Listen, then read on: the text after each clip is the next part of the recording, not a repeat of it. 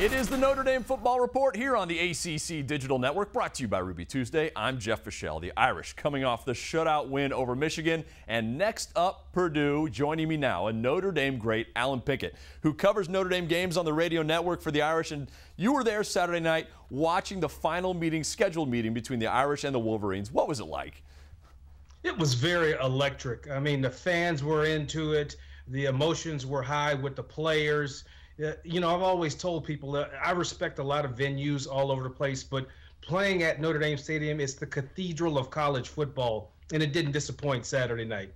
So now with the win, should everybody be jumping on the Notre Dame bandwagon? This team looked very good.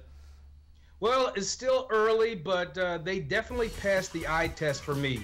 They're very dynamic on defense, very aggressive with new defensive coordinator Brian Van Gorder, very athletic on that side of the football, and they've got great speed and skill as well as experience on the offensive line on offense. And so I think it's a good time to jump on the bandwagon.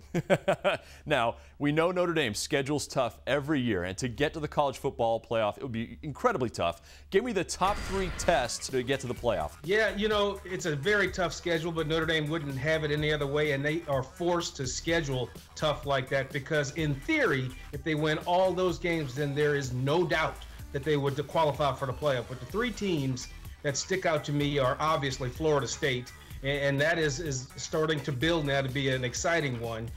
I would say Arizona State, only because it's at Arizona State, and then the last one, USC.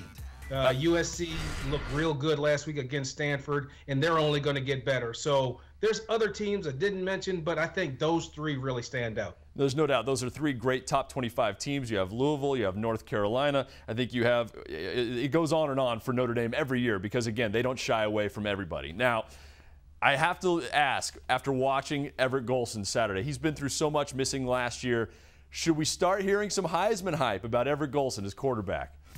Well, you know, the thing that's weird is usually you don't get better by not playing, but you can tell he's worked on his craft, and he's playing with so much confidence right now. And I know he's hungry to be out there and experience everything there is to experience about Notre Dame football. But I don't think it's early at all to start mentioning him because he's already had a couple of wow plays. You need to have some wow plays.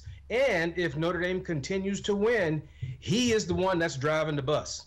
And no doubt about it, 8 total touchdowns just in the first 2 games. We'll see what he can do Saturday night against the Boilermakers. Allen Pinkett, great talking to you, the all-time leading scorer in Notre Dame history. You're watching the Notre Dame Football Report here on the ACC Digital Network, brought to you by Ruby Tuesday.